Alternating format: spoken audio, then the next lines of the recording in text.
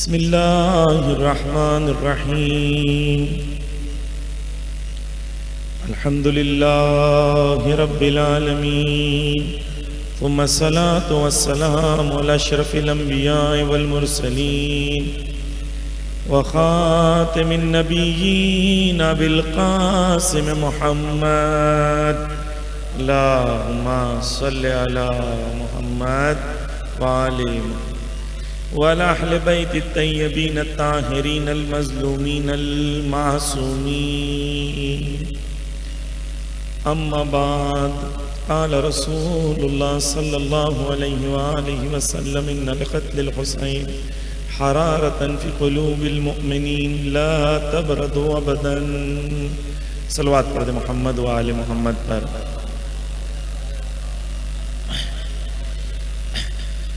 عزیزان گرامی، کل ہماری گفتگو اس بات پہ رہی تھی کہ جب ہم زیارت عاشوراء پڑھتے ہیں تو زیارت عاشوراء میں سب سے پہلے السلام علیکم یا ابا عبداللہ کہتے ہیں۔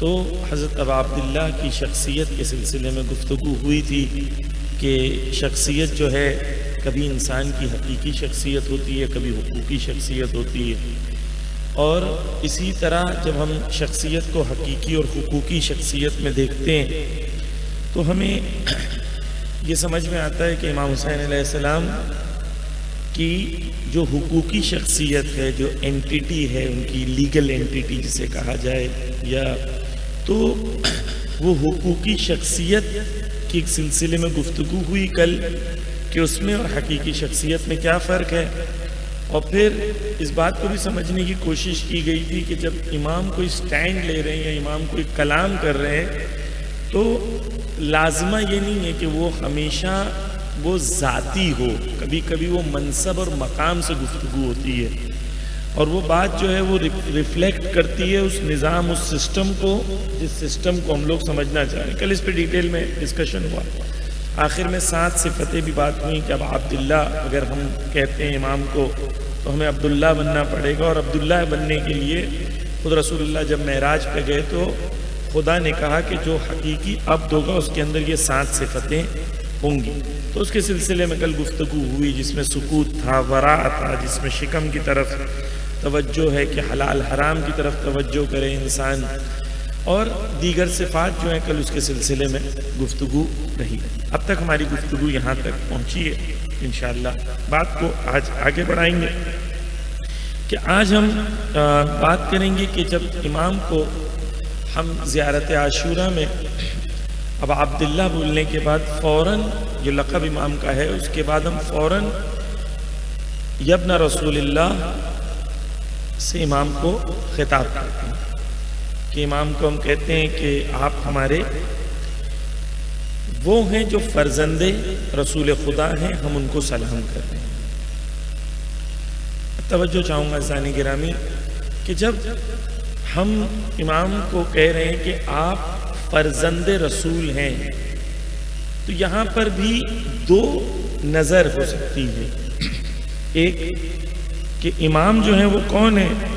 امام فرزند ہیں، فرزند حقیقی ہیں، یعنی نسل کے حساب سے وہ ان کی اولاد میں سے ہیں۔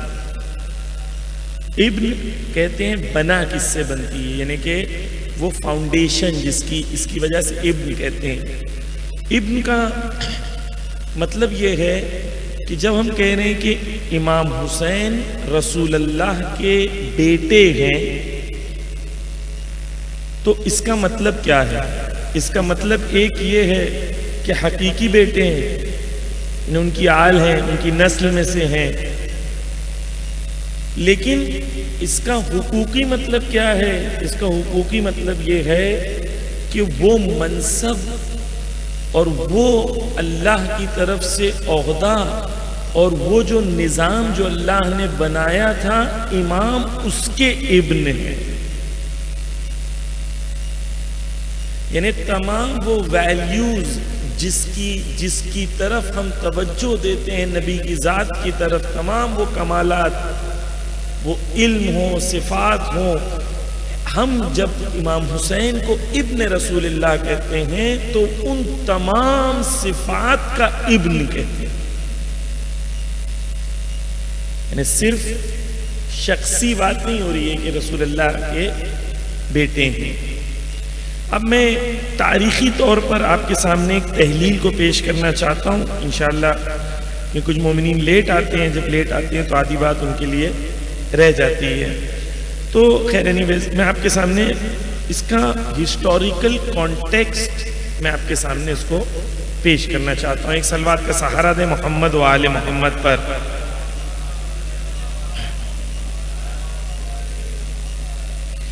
توجہ کیجئے کہ پہلی مجلس میں یا دوسری مجلس میں غالباً میں نے آپ کے سامنے پیش کیا تھا کہ یزید کیا چاہتا تھا. یزید یہ چاہتا تھا کہ پورا ڈیوائن سسٹم اور ڈیوائن اللہ کی طرف سے جو پورا نظام ہے، توحید، نبوت، قرآن، رسالت، یہ سب ختم ہو جائے گا، کچھ باقی نہ رہے. اور ہدف ان کا اسلام کو ختم کرنا تھا، خصوصاً نبوت اور بنی ہاشم کو ختم کرنا. یعنی کوئی ایک ایسا ریلیجن کریٹ کرتے جس میں بنی ہاشم کی کوئی اہمیت نہیں ہوتی اور جس میں نبی کی کوئی اہمیت نہیں ہوتی اور اولاد نبی اور اولاد علی کی کوئی اہمیت نہیں ہوتی. یعنی یہ ایک سسٹم کو کریٹ کرنا چاہتے تھے. اور رسول اللہ یہ جانتے تھے، رسول اللہ نے اس کے لیے کہا تھا کہ انہیں خلافت نہیں دینا ان کے ہاتھ میں، لیڈرشپ ان کے ہاتھ میں نہیں دینا. رسول اللہ نے واضح طور پر یہ کہا تھا. اب توجہ کریں، میں مثال دوں آپ کے سامنے تاکہ آپ کے لیے چیزیں کلیئر ہوں تاریخی کانٹیکسٹ. ایک تو میں نے شعر آپ کا پڑھا تھا کہ یزید نے خود کہا تھا نہ کوئی وحی ہے نہ کوئی نبی آئے گا، یہ بنی ہاشم نے ڈھونگ رچا. دوسرا معاویہ کے سلسلے میں، ملعون کے سلسلے میں بیان کیا تھا کہ معاویہ کے پاس ایک چاپلوس آتا ہے اور جب وہ گھر پہ پلٹ کے آتا ہے اس کا ایک چاپلوس ہوتا ہے. وہ جب گھر پہ آتا ہے تو ایک دن بہت پریشان رہتا ہے. ہر بار جب معاویہ سے مل کے آتا تو بڑا خوش رہتا ہے. معاویہ کے پاس جا کے معاویہ سے کہتا ہے کہ معاویہ تم جیسا بلند اور عظیم کوئی نہیں ہے. معاویہ اس کو پلٹ کے کہتا ہے کہ جو تم کہہ رہے ہو صحیح نہیں ہے. کہتا کیوں؟ اس لیے کیونکہ اب بھی جب اذان ہوتی ہے تو اذان میں بنی ہاشم کا نام باقی ہے. پہلے دوسرے تیسرے خلیفہ نے حکومت کی، ان کی حکومت ختم ہو گئی، لیکن اذان میں نہیں ہے. آج بھی اذان میں بنی ہاشم کا نام باقی ہے جب تک ہم انہیں ریپلیس نہ کر دیں. یہ لوگ جو معاویہ کو ڈیفینڈ کرتے ہیں، اگر امام حسین نے قربانی نہ کی دی ہوتی اور بے نقاب نہ کیا ہوتا تو آج یہ معاویہ کا کلمہ پڑھ رہے ہیں. ان کا ہدف یہ تھا. اب توجہ کیجئے، میں آپ کے سامنے کچھ چیزیں اور پیش کرتا ہوں تاکہ آپ کے لیے کلیئر ہو کہ یہ جو بات میں کہہ رہا ہوں کہ رسول اللہ کو اور رسالت کو اور ایک پورے سسٹم کو ختم کرنا چاہتے تھے، وہ چیز میں آپ کے سامنے پیش کرنا چاہتا ہوں. کہ جیسے ہی بنی امیہ کی حکومت آتی رہی تو بنی امیہ کی حکومت کے اندر اس چیز پر زور تھا، اصرار تھا کہ خلیفۃ اللہ کہیں، خلیفہ نبی نہ کہیں.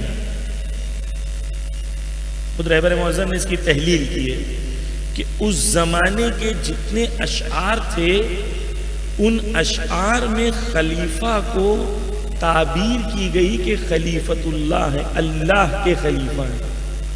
بیچ میں سے رسول کا نام.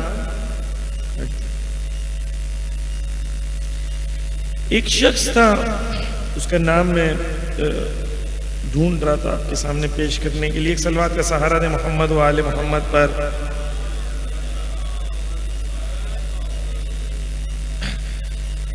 اس شخص کا نام ہے خالد بن عبداللہ قصری. یہ شخص وہی چاپلوس قسم کا شخص تھا. تو اس نے دلیل پیش کی کہ خلیفہ جو ہے وہ نبی سے افضل ہو. کانٹیکسٹ میں جائیں، ہسٹوریکل کانٹیکسٹ میں، کہ نبی گزر گئے، ان کے حساب سے ایک حکومت بہت بڑے عرصے تک ان کے پاس ہے. اس حکومت میں مولا کائنات پہ سالہ سال ان کے لیے منبر سے لعن طعن کی جا رہی ہے. آپ امیجن کریں ایک ایسی گورنمنٹ، ایک ایسا سسٹم جہاں پر یہ ہو رہا ہے اور لوگ خاموش بیٹھے. اس سسٹم کے اندر یہ کہاں تک لے کے جانا چاہتے تھے، وہ چیزیں میں آپ کے سامنے پیش کرنا چاہتا ہوں. تو یہ خالد بن عبداللہ قصری کہتا ہے کہ دیکھو، اگر تمہارے زمانے میں یہ ہو جائے کہ کوئی شخص تمہارا روز خیال رکھے، تمہارا روز خیال رکھے، تمہارے کھانے پینے رہنے کا، یعنی وہ تمہارا، تم جس گھر کے، وہ بڑا ہے گھر، وہ روز آپ کے گھر کا خیال رکھے، اور درمیان میں کوئی ایک شخص آیا تھا جس نے پیغام دیا اور وہ چلا گیا، تو آپ کے نزدیک افضل کون ہونا چاہیے، جو پیغام دے کے چلا گیا یا روز جو آپ کا خیال رکھتا؟ حواست دیکھیں، یعنی خلیفہ کو افضل مانا جائے نبی سے، کیونکہ نبی آئے تھے چلے گئے، لیکن پورا نظام کون چلا رہا ہے؟ جو بھی خلیفہ موجود ہے وہ چلا رہا ہے. ابن رسول اللہ، یہاں پہ جو ابن رسول اللہ کہہ رہے ہیں، یعنی کہ یہ آپ غور کریں، اس زمانے کی تاریخ کی تحلیل کو انڈرسٹینڈ کریں کہ یہ کہاں تک لے کے جانا چاہتے ہیں، اور امام حسین کی قربانی کتنی عظیم ہے. یہ کانٹیکسٹ کو جب ہم سمجھیں گے تب ہمارے چیزوں، ہمارے ذہنوں کے اندر کلیئرٹی لے کے آتے ہیں. معاویہ کا، یزید کا جو کردار ہے وہ، اور بعد میں جو بنی امیہ نے کیا ہے، بالکل واضح طور پر نبوت کو ختم کرنا چاہتے تھے. اور بھی دلیلیں، لیکن فی الحال میں یہیں تک اکتفا کرتا ہوں کہ شام کا ماحول بالکل الگ ہے. شام کے اندر دین ایک الگ اینگل کے اندر ہے، دین کی انڈرسٹینڈنگ لوگوں کے لیے بالکل الگ ہے. امیجن کریں 40 سال اگر مولا کائنات، ایک میں مثال دوں آپ کو، کہ مولا کائنات کی جب شہادت ہوتی ہے تو لوگ پوچھتے ہیں کیسے شہید ہوئے، تو کہتے ہیں کہ نماز پڑھتے ہوئے شہید ہو گئے. تو لوگ پوچھتے تھے کیا نماز بھی پڑھتے تھے؟ آپ دیکھیں میڈیا کنٹرول اس زمانے میں کتنا سیویئر تھا کہ کمپلیٹ اس زمانے میں لوگوں کی فکر ویسی تھی جیسا حاکم چاہتا. یہ اس زمانے کے حالات تھے. اب جب ہم السلام علیکہ ابن رسول اللہ کہتے ہیں تو اس سے مراد یہ ہے کہ وہی نبی جو دین لے کے آئے تھے اسی کے نمائندے کو ہم سلام کہہ رہے ہیں، اور اسی کے دین کو تحفظ کرنے کے لیے یہ حسین نے قیام کیا.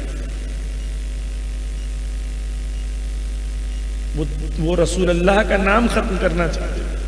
اس لیے آپ غور کریں کہ جتنے خطبے امام سجاد دیتے تھے یا دیگر لوگ دیتے تھے، یا روز عاشور میں دیے گئے، یا محمد حنفیہ کو جو امام حسین نے خط لکھا تھا، سب کی شروعات اکثر یہ ہوتی تھی اللہ کی وحدانیت، نبی کی نبوت کا اعلان کرتے تھے، اس کے بعد گفتگو شروع کرتے تھے. یعنی ابن رسول اللہ جب ہم کہہ رہے ہیں تو وہاں پر یہ اہمیت ہے کہ وہ نظام جو ہے، وہ نظام جہاں نبی کا نام، نبی کی کمپلیٹ ختم کرنا چاہتے تھے، اس نظام میں امام حسین قیام کرتے ہیں. اور امام حسین ابن رسول اللہ ہے کیونکہ جو چیز رسول چاہتے تھے ان کا نمائندہ اس کو ایگزیکیوٹ کر کے بتائیں. یہاں پر پہلا پوائنٹ ابھی تک کے لیے. ایک صلوات کا سہارا دے محمد و آل محمد پر.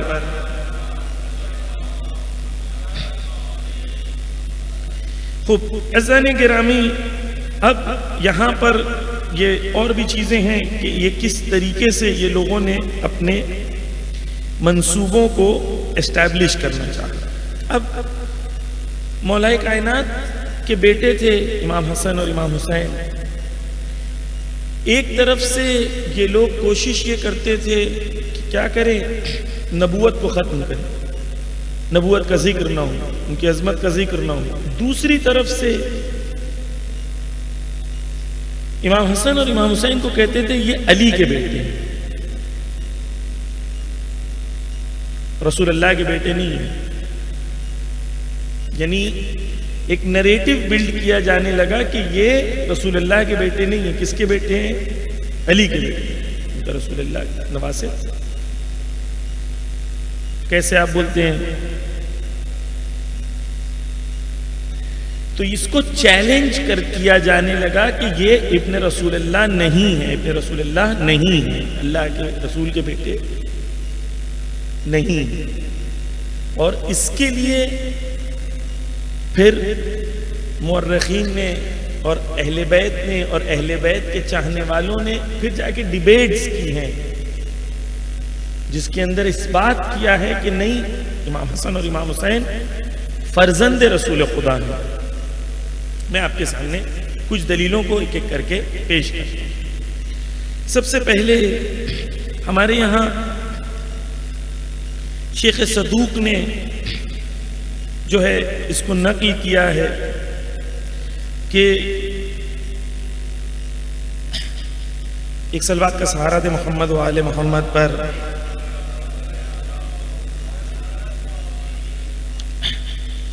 کہ انہوں نے نقل کیا ہے کہ ایک بار ایک صحابی تھے امام کے، اور وہ صحابی امام کے حجاج اسے بلاتا ہے، انہیں بلاتا ہے، اور حجاج انہیں بلا کے کہتا ہے کہ تم کیسے کہتے ہو کہ حسن اور حسین اللہ کے نبی کے بیٹے ہیں؟ وہ تو علی کے بیٹے تھے۔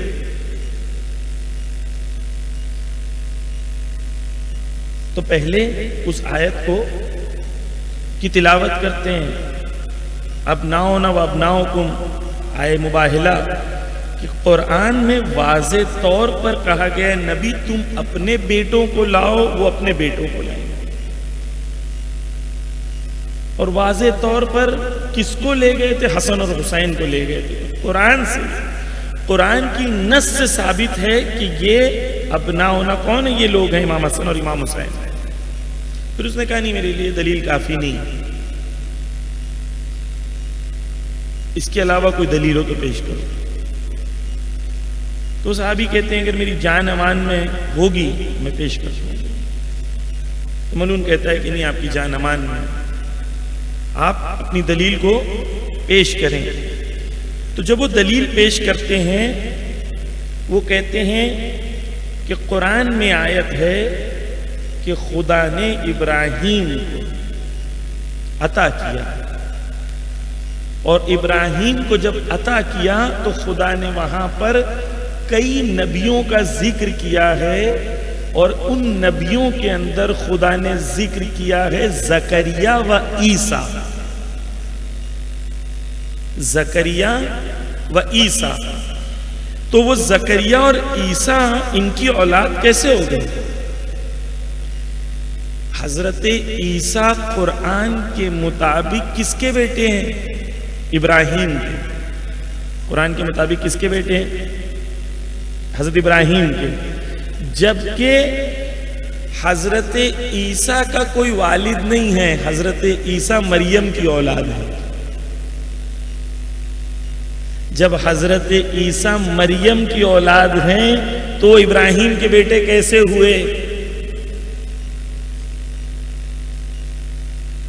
بیٹی کے بیٹے ہوں گے تو آل میں سے ہوں گے، تو مریم کے بیٹا ہونے کے باوجود آل ابراہیم میں عیسیٰ ہو سکتے ہیں، تو اسی طریقے سے فاطمہ کا بیٹا ہونے کے وجہ سے حسن اور حسین جو ہیں وہ رسول کی اولاد ہیں۔ قرآن کی آیت سے دلیل کو پیش کیا۔ اب یہاں پر ہمارے لیے ایک چیز واضح ہوتی ہے، کیا کہ قرآن میں واضح ہے کہ مریم کا بیٹا ابراہیم، مریم کا بیٹا عیسیٰ ابراہیم کی آل میں سے ہے، تو اسی طریقے سے امام حسن اور امام حسین رسول اللہ کی آل میں سے۔ اب توجہ کیجئے کہ اسی طریقے سے قرآن کی آیتیں ہیں، حدیثیں ہیں، بہت سارے واقعات ہیں جہاں پر ائمہ نے اور ائمہ کے چاہنے والوں نے جا کے اس بات کی کہ رسول اللہ کے فرزند ہیں امام حسن اور امام حسین۔ خود بی بی سے حدیث ہے کہ بی بی فرماتی ہیں کہ ہر نبی جو ہوتا ہے یا ہر انسان جو ہوتا ہے اس کی ولدیت اور اس کی آل اس کے والد سے ہوتی ہے، سوائے رسول اللہ کی آل کی جو فاطمہ الزہرا سے، خود رسول سے حدیث ہے۔ بس عزیزان گرامی، یہ ہسٹوریکل کانٹیکسٹ میں یہ سمجھنا امپورٹنٹ تھا کہ وہ جو لوگ رسول اللہ اور آل رسول کو ختم کرنا چاہتے تھے، وہ جو پاورفل گورنمنٹس تھیں، وہ اس لیے ختم کرنا چاہتے تھے کیونکہ توجہ کیجئے گا، کیونکہ کسی موومنٹ کے لیڈرز کو، اس موومنٹ کے سربراہ کو، اس موومنٹ سے جب الگ کر دیا جاتا ہے تو اس موومنٹ کو انسان جہاں چاہے وہاں لے جاتا ہے۔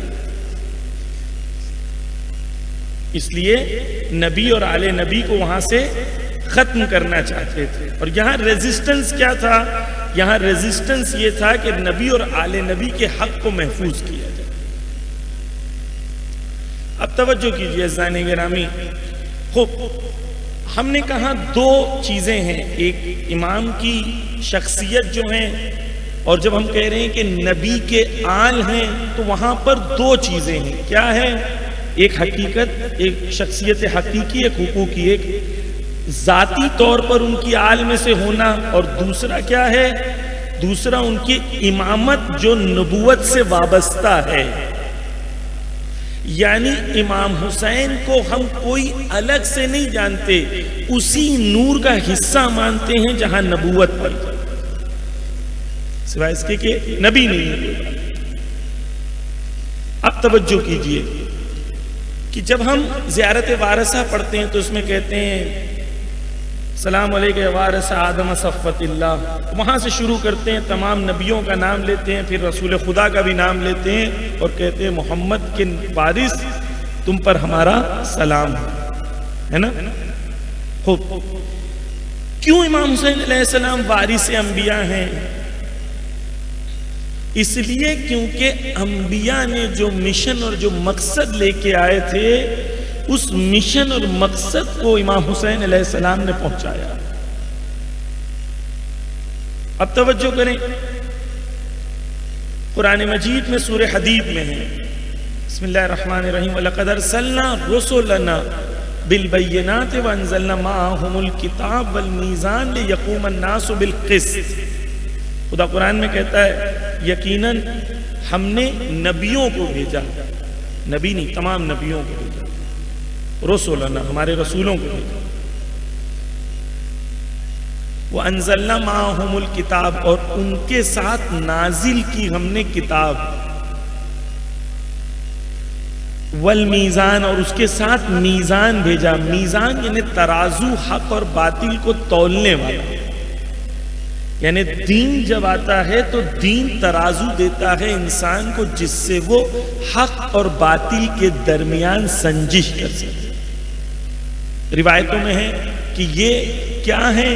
یہ جب قرآن کہتا ہے والمیزان، تو میزان یعنی اہل بیت ہے، کہ خدا نے نبی کے بعد اہل بیت بھیجا تاکہ لوگوں کے درمیان سنجش کری جا سکے کہ حق اور باطل میں یہ لوگ حق کے تابع ہوتے ہیں یا نہیں۔ والمیزان، اب خدا نے قرآن میں خدا سے پوچھیں بھائی کیوں بھیجا تو نے نبی، کیوں پیغمبر بھیجے، کیوں نبی بھیجا، کیوں پیغمبر بھیجے؟ تو خدا نے خود جواب دیا لِيَقُومَ النَّاسُ بِالْقِسْطِ، تاکہ انسان قیام کرے کس لیے؟ عدل و انصاف کے لیے، قسط کے لیے۔ تو نبی کیوں آئے تھے؟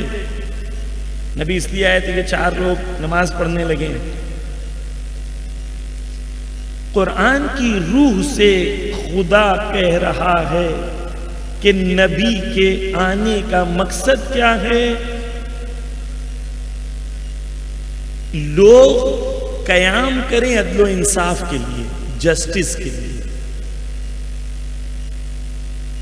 ہم جس سوسائٹی میں رہتے ہیں وہاں پر دین کو انڈیویجولسٹک بنا دیا گیا۔ میں نماز پڑھوں گا، مجھے جنت جانا ہے، میری قبر میں تم نہیں آؤ گے، میرے بیچ میں تم مت بولو، it's none of your business۔ عزیزان گرامی، دین کہاں آتا ہے؟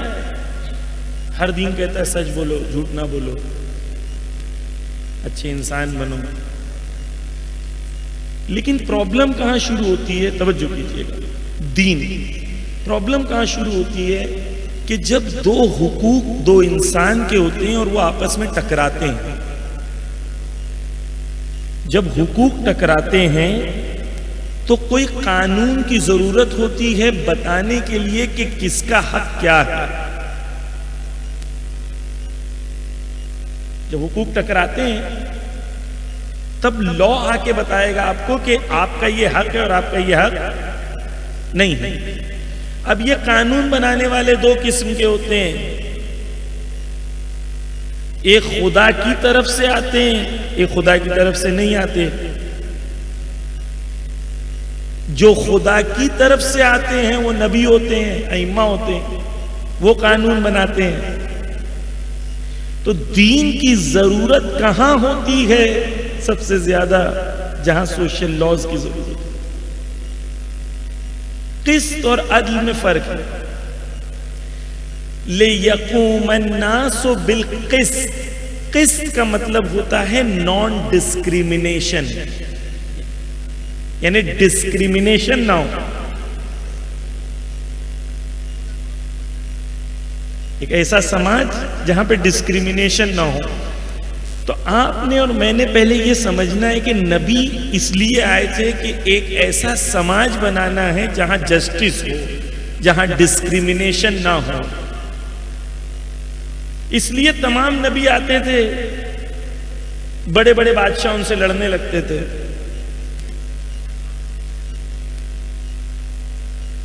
آپ دیکھیں ہمارے ملک میں جو بڑے بڑے بابا ہوتے ہیں ان کی تو سب گورنمنٹس کے ساتھ اچھی ہوتی ہے نا؟ اگر رسول اللہ اور اہل بیت وہ بابا ہوتے جنہیں اپنی دکان چلانی ہوتی تو ان کی تو گورنمنٹس کے ساتھ اچھی ہونی چاہیے تھی، لیکن تمام ہمارے ائمہ کو شہید کیا گیا ہے۔ امام زندہ ہیں، باقی سب شہید ہیں۔ کیوں؟ لِيَقُومَ النَّاسُ بِالْقِسْطِ، کیونکہ وہ سوسائٹی کو نان ڈسکریمنیٹو اور جسٹس بیسڈ بنانا چاہتے تھے، اور جو ظالمین تھے وہ اس سے تھریٹ فیل کرتے تھے کہ یہ وہ لوگ ہیں جو سوسائٹی میں ایسے لاز کو لانا چاہتے ہیں جو نان ڈسکریمنیٹو ہو اور جسٹس اورینٹڈ۔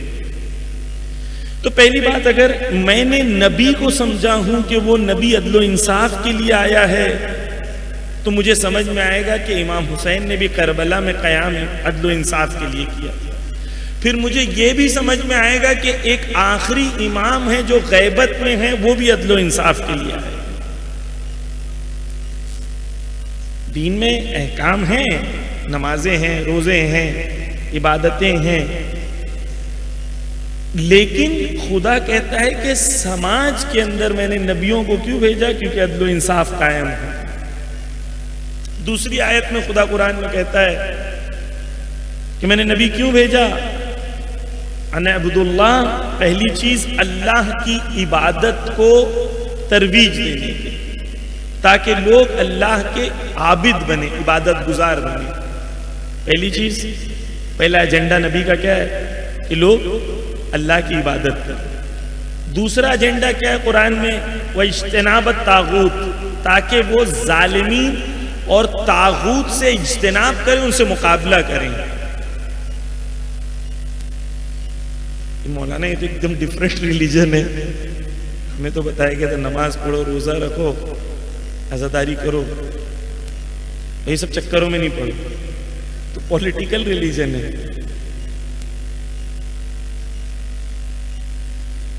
موسیٰ فرعون سے کیوں لڑے؟ سیٹلمنٹ کر لے.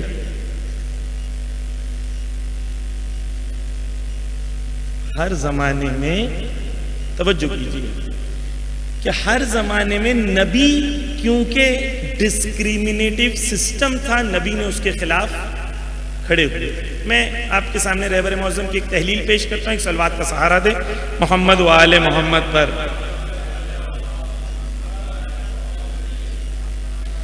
توجہ کریں عزیزان گرامی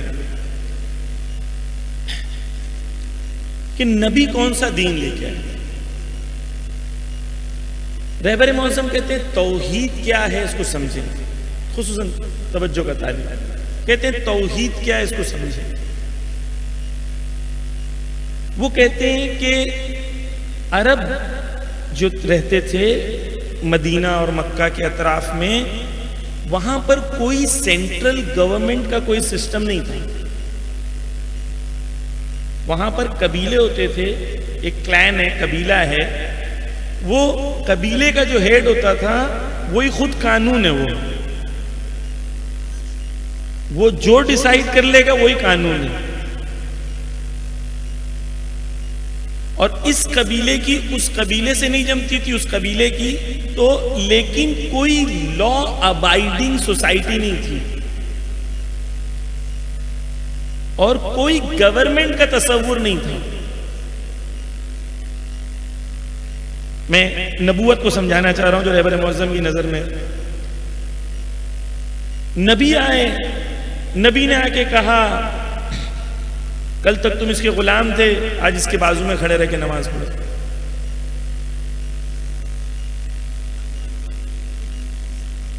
کل تک تمہاری جرأت نہیں تھی نزدیک آنے کی. رسول اللہ نے کہا نہیں، ایک ہی صف میں کھڑے ہو. سوسائٹی کے اندر کیسے بیلنس چینج کر رہے ہیں نبی. توجہ کیجیے. رہبر معظم کہتے ہیں کہ جب وہ تاریخ کی انالیسس کرتے ہیں، مکہ کے حالات ایسے تھے کہ جو لوگ ایکسپلائٹرز تھے، جو لوگ ایکسپلائٹ کرتے تھے لوگوں کو، جو لوگ استحصال کرتے تھے، وہ لوگ اوپر بیٹھے ہوتے تھے اور وہ شاعری پڑھتے تھے. اور جن کی ایکسپلائٹیشن ہوتی تھی، جو عوام ہوتی تھی، وہ نیچے بیٹھ کے انہی ظالموں کو واہ واہ کر رہی ہوتی تھی.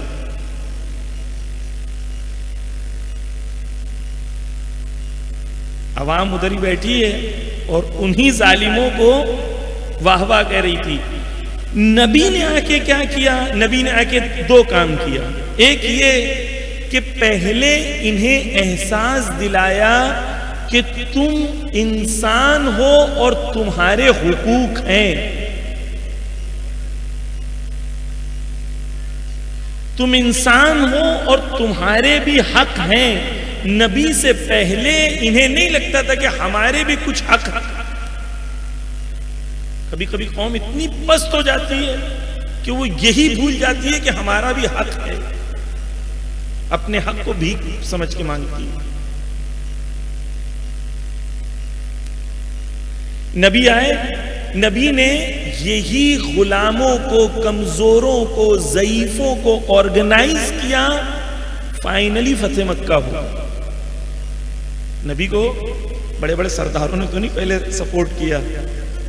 جتنے بڑے سردار، انفلوئنسرز بڑے بڑے تھے اس زمانے کے، وہ سارے نبی کے مخالف تھے. نبی نے گراس روٹ میں چینجز لائی، فتح مکہ تک پہنچا. توحید نے کیا کیا؟ توجہ. توحید نے انہیں احساس دلایا کہ دیکھو تمہارا ایک خدا ہے، تم اس سے ڈرو. جب اس خدا سے ڈرو گے تو کسی سے ڈرنے کی ضرورت نہیں. جب ایک خدا کے سامنے سجدہ کر لیا، اب ہر چھوٹے چھوٹے خداؤں کے سامنے سجدہ کرنے کی ضرورت نہیں پڑے گی. جس کے دل میں وہ ایک خدا کا ڈر نہیں ہوتا ہے تو وہ اپنے آفس کے باس سے لے کے پوری ایک فہرست سے ہر خدا کے سامنے سجدہ کرنے کو تیار ہو، کیونکہ ایک خدا کے ساتھ اس کا دل میں خوف. پس توحید نے آ کے کیا کیا؟ مولا کائنات بی بی فاطمہ زہرا سلام اللہ علیہ صلوات پڑھ دے محمد و آل محمد پر.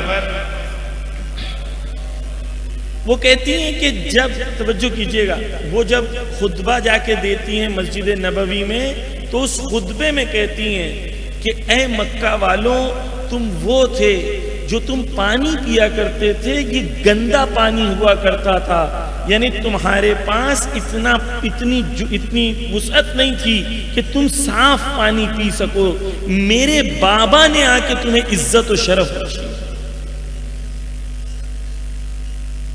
یعنی مکہ کے حالات ایسے تھے. مولا کائنات نہج البلاغہ میں ایک جگہ کہتے ہیں کہ وہ لوگ جن کے پاس کچھ نہیں ہوا کرتا تھا ابھی گورنر بنے ہوئے ہیں. ان کے حالات ایسے بدل گئے. کس نے کیا؟ نبی نے کیا. نبی آئے تب سب تبدیلی آئی. تو نبی نے وہ سسٹم کریٹ، توجہ چاہوں گا زانی گرامی، وہ سسٹم جہاں پر غریب کو کوئی حق نہیں ہے، وہ سسٹم کو اتنا تبدیل کر دیا کہ مولا کائنات جب کورٹ میں آتے ہیں اور جج کھڑا ہو جاتا ہے تو مولا کائنات کہتے ہیں میں کیس ہار گیا، مجھے کیس آگے نہیں بڑھانا ہے کیونکہ تم نے ڈسکریمنیشن کیا ہے میرے اور اس کے درمیان. جج کو کہتے ہیں یہ زرہ میری نہیں ہے، یہ زرہ میں دینے کو تیار ہوں. یعنی وہ سوسائٹی جہاں پر ان کا کوئی حق نہیں ہے، وہ سوسائٹی میں اسلام نے آ کے وہ نظام پیش کیا کہ آپ خلیفہ وقت کے مقابلے میں کورٹ میں جا کے کیس لڑ سکتے ہیں اور خلیفہ وقت ہار سکتا ہے. کیوں؟ کیونکہ وہ کھڑے ہو کے کہتا ہے جج نے مجھے تھوڑا پریفر کیا ہے اس لیے میں اس کیس کو آگے نہیں بڑھانا چاہتا. مولا کائنات ایک بار چل رہے تھے، ایک بوڑھا شخص تھا مولا کائنات کے سامنے. بوڑھا شخص جب تھا مولا کائنات نے پوچھا یہ بوڑھا شخص ہے، اس کا کوئی خیال کیوں نہیں رکھ رہا ہے؟ تو کسی نے کہا کہ یہ مسلمان نہیں ہے. مولا کائنات نے کہا انسان تو ہے نا. پھر مولا کائنات کا جملہ ہے، توجہ کیجئے گا، یعنی مائنورٹیز کی طرف مولا کائنات کی توجہ اپنے زمانے میں ایسی تھی. مولا کائنات کہتے ہیں انسان تو ہے نا. پھر مولا کائنات کہتے ہیں کہ جب یہ جوان تھا اس کی جوانی کو سماج نے استعمال کیا، آج یہ بزرگ ہے تو سماج کی ذمہ داری ہے کہ اس کا خیال ہے. یعنی ایک ایسے نظام میں جہاں پر لاز نہیں ہیں، کوئی قانون نہیں ہے، جو قبیلے کا سردار ہے وہ لا ہے، وہ سوسائٹی کو اتنا تبدیل کر دیا رسول اور آل رسول نے. اتنا adherence ان لاز. مولا کائنات کی حکومت بہت کم عرصے کے لیے تھی، لیکن جب مولا کائنات کی حکومت کے درمیان ایک محقق نے ریسرچ کر کے بتایا کہ مولا کائنات کی حکومت کے ختم ہوتے ہوتے مولا کائنات کہتے ہیں کہ ہر شخص کے پاس گھر تھا اور صاف پانی تھا.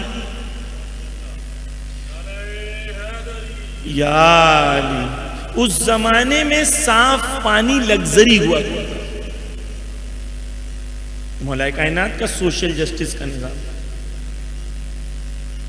بس اگر نبی کس لیے آئے تھے؟ اگر نبی عدل و انصاف کے لیے آئے تھے تو امام حسین کا قیام بھی عدل و انصاف کے لیے تھا. امام حسین کا قیام نمائندگی میں تھا نبی کے، ابن رسول اللہ اس لیے کہ اور جو توجہ کیجئے گا، اور وہ جو آخری آئے گا وہ بھی نمائندے رسول ہوگا، اور وہی دین کے بہاف پہ اسی آیت کو کمپلیٹ کرنے کے لیے آئے گا۔ لِيَقُومَ النَّاسُ بِالْقِسْطِ، تاکہ انسان قیام کریں گے اور عدل و انصاف کو قائم کریں گے۔ امام آئیں گے تو کیا ہوگا؟ يَمْلَأُ الْأَرْضَ قِسْطًا وَعَدْلًا، امام آئیں گے تو پوری زمین کو عدل و انصاف سے بھر دیں گے، اسی طریقے سے جس طریقے سے زمین ظلم سے بھری ہوگی۔ پس امام حسین علیہ السلام کے قیام کو اور ابن رسول اللہ کو اگر ہم سمجھنا چاہتے ہیں تو ہمیں یہ سمجھنا پڑے گا کہ تمام نبی، تمام انبیاء عدل و انصاف کے لیے آئے تھے، اور امام حسین علیہ السلام نے اسی عدل و انصاف کے لیے قیام کیا تھا۔ توجہ کیجئے، جلدی جلدی وقت بہت تیزی سے گزر رہا ہے، توجہ کیجئے۔ ہم نے امام حسین علیہ اللہم ارزقنا معرفت الحسین، ہم لوگ کہتے ہیں خدایا ہمیں معرفت دے امام حسین علیہ السلام کی، ان کے اولیاء کی۔ یہ ہمارے ذہن میں جو امام حسین ہیں، کیا وہی امام حسین ہیں جو کربلا میں تھے؟ سمجھنے کی ضرورت ہے عزیزان گرامی، توجہ کی۔ امام حسین نے جو قیام کیا ہے، پوری ذمہ داری سے عرض کروں عزیزان گرامی، توجہ سے سنیں۔ امام حسین نے جو قیام کیا ہے یہ ری ایکشن تھا یا ایکشن تھا؟ اگر ہم یہ کہیں کہ یزید نے بیعت مانگا اور امام نے قیام کیا تو ہم کہیں گے ری ایکشن تھا، اور اگر ہم یہ سمجھتے ہیں کہ امام حسین نے کہا کہ اگر یزید جیسا شخص خلیفہ بن جائے تو اسلام کو السلام اور اسلام کا فاتحہ پڑھ دینا چاہیے، تو ہمیں سمجھ میں آتا ہے کہ نمائندے نبی، نمائندے رسول کبھی یہ ہونے نہیں دے گا کہ مجھے چھوڑ دو اور پورے دین کا فاتحہ پڑھ دو۔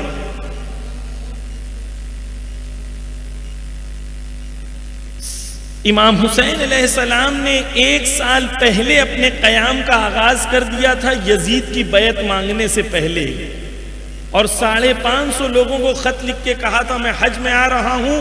550 بڑے بڑے علماء اس زمانے کے انفلوئنسر سے کہا تھا آپ حج پہ آؤ، میں پیغام دینا چاہتا ہوں۔ اور حج میں مینا میں امام حسین علیہ السلام نے کھڑے ہو کے کہا کہ میں قیام کر رہا ہوں، اور یہ جو حق ہے، قیام کے لفظ نہیں ہے، یہ جو میرا حق ہے وہ مجھے حق دلاؤ آپ، کیونکہ یہ حق ہے۔ امام حسین کا قیام کب ہوتا ہے؟ معاویہ کی حیات میں، کیونکہ معاویہ نے اپنا پیکٹ توڑ دیا۔ یعنی امام حسین وہ شخصیت ہیں جب دیکھ رہے ہیں کہ ظلم اوج پر پہنچ رہا ہے تو بیٹھے نہیں ہیں۔ امام حسین کہہ رہے ہیں کیا تم دیکھ نہیں رہو حق پر عمل نہیں ہو رہا ہے، باطل پر عمل ہو رہا ہے؟ کیا آج ہم نہیں دیکھ رہے حق پر عمل نہیں ہو رہا ہے، باطل پر عمل ہو رہا ہے؟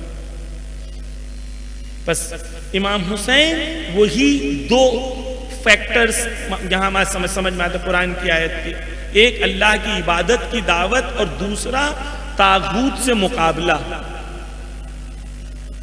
تمام نبی کا ایجنڈا یہی تھا، اور اگر کوئی ہمیں دین پیش کرے جس کے اندر صرف پہلے پارٹ کی بات کرے، دوسرے پارٹ کی بات نہیں کرے، تو یہ ایک ایسی گاڑی ہے جس کے 4 ٹائرز میں سے 2 ٹائرز مسنگ ہیں۔ یہ دین کی گاڑی چلے گی نہیں۔ بس ابن رسول اللہ کب کیوں کہتے ہیں؟ جلدی پہلا حقیقی رشتہ ہے، ہم نے ثابت کیا حضرت عیسیٰ سے کہ نبی جو ہیں ان کی آل ہے امام حسین۔ یہ بھی ہم سمجھے کہ اس زمانے میں کس طریقے سے نبی کے نام کو ختم کرنے کی کوشش کی جا رہی تھی۔ اس کے بعد ہم نے یہ بھی سمجھا کہ حقوقی رشتہ ہے، یعنی امام وہ جو منصب ہے وہ منصب کنٹینیو ہو رہا ہے، وہ مشن کنٹینیو ہو رہا ہے۔ نبی ختم ہو گئے، نبوت ختم ہو گئی، لیکن مشن آف جسٹس باقی تھا، امام اسے کنٹینیو کر رہے۔ امام کربلا میں وہ مشن لے کے آئے تھے جو تمام انبیاء کا مشن تھا، ہم تمام نبیوں کا مشن تھا، اس لیے ابن رسول اللہ کا۔ تو اب جب میں امام حسین کو زیارت پڑھ کے کہوں گا ابن رسول اللہ، تو میں کیا کہوں گا؟ میں کہوں گا کہ اس شخص کو میں سلام کر رہا ہوں جو پورے دین کی محنت نبی نے جمع کر کے آخری زمانے میں لے آئے تھے، اس کے نمائندے کو سلام کر رہا ہوں، اس کے وارث کو سلام کر رہا ہوں۔ اگر یہ وارث نہ ہوتا تو یہ پورے تمام نبیوں کی محنت ختم ہو۔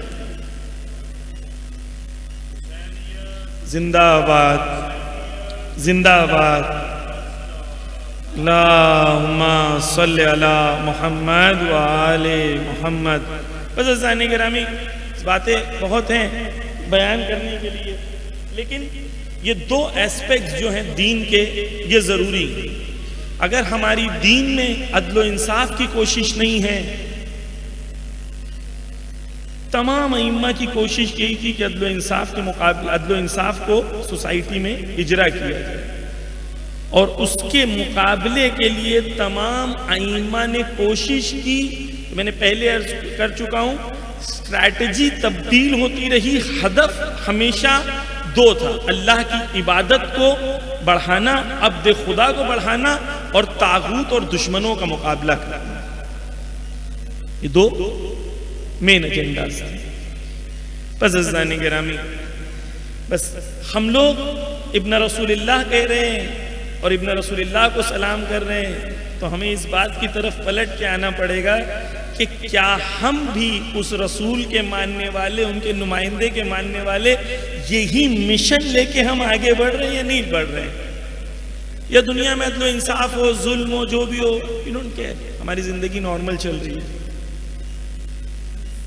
ہم لوگ جب السلام علیکم ابن رسول اللہ کہہ رہے ہیں، are we connected to that movement or not؟ یہ اہم ہے، اپنے آپ کو اس مشن سے جوڑنے کے لیے، جو مشن رسول اللہ لے کے چلے تھے، امام حسین علیہ السلام لے کے چلے تھے۔ ارباب اعزاء، بس محرم کے ایام آہستہ آہستہ ختم ہوتے جا رہے ہیں۔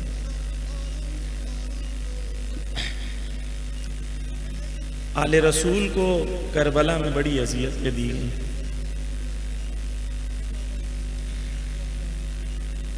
ارباب اعزاء، بی بی زینب امام حسین کے پاس آتی ہیں کربلا میں، کہتی ہیں بھیا روز بروز لشکر بڑھتا چلا جا رہا ہے،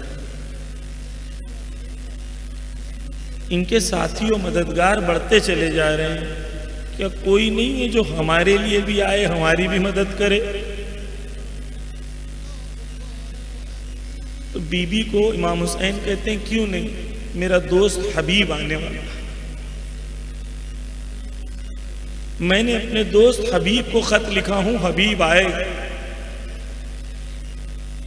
ارباب اعزاء، حبیب کو خط لکھا تھا حسین ابن علی نے،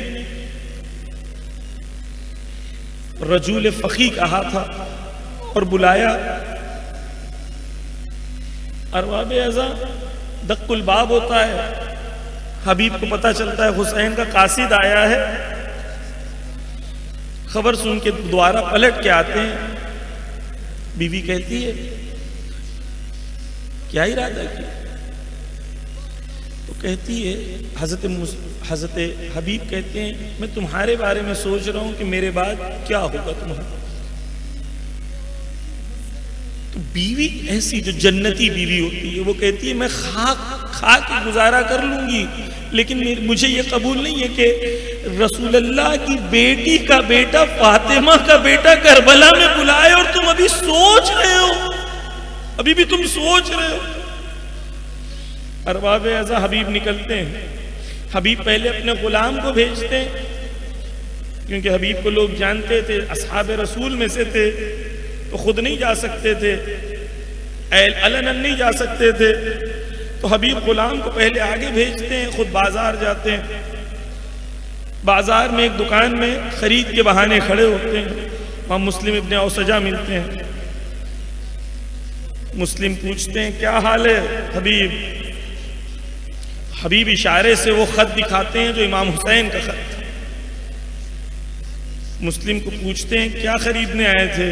کہا مہنگا خریدنے آیا تھا، مہدی خریدنے آیا تھا۔ مسلم پلٹ کے مسلم کہتے ہیں حبیب سے کہ خریدنے تو ہی نہ آیا تھا، لیکن اب خون سے یہ داڑھی میں خون سے یہ داڑھی جو ہے میں رنگ دوں گا، جاؤ حبیب آگے میں پیچھے آؤں گا۔ اب سنیں عاشق ایک غلام کیسا تھا، حبیب کو آنے میں تھوڑی سی تاخیر ہوئی، گھوڑے پیر پٹکنے لگا، گھوڑے کو بھی کربلا جانا تھا، گھوڑا بے چین، گھوڑے کو غلام کہتا ہے کہ دیکھ اگر حبیب نہ آئے تو نہ آئے، میں چلوں گا تیرے ساتھ کربلا۔ غلام کہتا ہے میں چلوں گا تیرے ساتھ کربلا۔ بس ارباب عزا تھوڑی دیر میں حبیب آتے گئے، حبیب چلتے گئے۔ ارے حبیب جیسے ہی امام حسین کے خیمے کے نزدیک پہنچتے ہیں، اللہ اکبر کی صدائیں بلند ہونے لگتی ہے، لوگوں کو لگتا ہے حملہ ہو گیا۔ ارباب عزا پتہ چلتا ہے حبیب آئے ہیں۔ فضہ سے زینب پوچھتی ہیں کیوں اتنا شور ہو رہا ہے، کیا ہو گیا؟ فضہ کہتی ہے حبیب آئے ہیں۔ ارباب عزا فضہ سے زینب کہتی ہیں کہ جاؤ اور جا کر حبیب کو میرا سلام کہہ دو۔ اب فضہ جاتی ہے حبیب کے پاس، زہر نصیب، ارے تمہیں زینب کبریٰ نے سلام بھیجا ہے۔ حبیب نے اپنے منہ کو پیٹ لیا، ہائے یہ غربت، ارے شہزادیاں غلاموں کو سلام بھیج رہی ہے۔ ارباب عزا وہ منزل بھی آتی ہے کہ حبیب جنگ کے لیے تیار ہوتے ہیں۔ بس آخری منزل ارباب عزا یہ وہ منظر ہے کہ حسین ابن علی روز عاشور کھڑے ہوتے ہیں تو ابو سمامہ آتے کہتے ہیں نماز کا وقت ہو گیا ہے مولا۔ تاریخ میں لکھا ہے کہ امام تھوڑی دیر رکتے ہیں کیونکہ نماز کو تھوڑی دیر بچی تھی، تھوڑی دیر رکنے کے بعد دعا کرتے ہیں خدا تمہیں نماز گزاروں میں شمار کرے، اور تھوڑی دیر کے بعد نماز ہوتی ہے۔ ارباب عزا بس یہ نماز کا منظر ہے اور آپ کی زحمت کو تمام کروں گا۔ بس یہ نماز کا منظر ہے کہ اس نماز میں ایک امام کا صحابی ہے جسے سعید کہتے ہیں، سعید آگے کھڑے ہیں، تیر پہ تیر چل رہے ہیں۔ سعید نے کوئی تیر امام تک پہنچنے نہ دیا، کسی راوی نے یہ نہیں لکھا کہ ایک بھی تیر امام تک پہنچا ہو۔ ارباب عزا جیسے ہی نماز ختم ہوئی سعید گر گئے، امام نے سعید کو اپنے زانو پر رکھا، ارے سر کو زانو پر رکھا۔ سعید نے آنکھیں کھولی، آنکھیں کھولتے کے ساتھ سعید کہتے ہیں رضیت یا ابا عبداللہ، ارے میرے مولا کیا آپ مجھ سے راضی ہو؟ سعید کب کہہ رہے ہیں؟ سعید اس وقت کہہ رہے ہیں جب پورے خون میں لت پت گئے، پورا خون جگر کا دے چکے گئے، اس کے بعد کہتے ہیں رضیت یا ابا عبداللہ، اے میرے مولا کیا آپ مجھ سے راضی ہو؟ لعنت اللہ علی القوم الظالمین۔ یا اللہ بحق محمد و آل محمد اس حقیر سی عبادت کو تیری بارگاہ میں قبول فرما۔ یا اللہ دنیا میں جہاں کہیں محبان اہل بیت ہیں ان کی جان مال عزت و آبرو کی حفاظت فرما۔ یا اللہ ظالمین کو نیست و نابود کر دے، مظلومین کی حفاظت فرما۔ یا اللہ دنیا میں جہاں کہیں محبان اہل بیت ہیں ان کی حفاظت فرما۔ یا اللہ رہبر معظم حضرت آیت اللہ خامنائی کی حفاظت فرما۔ یا اللہ جتنے بیمار ہیں انہیں ان سب کو شفائے کامل و عاجل عطا فرما۔ یا اللہ دعا میں دعا یہ ہے کہ وقت کے امام کے ظہور میں تعجیل فرما، ہم سب کو ان کے آوان و انصار میں شمار فرما۔ ماتم حسین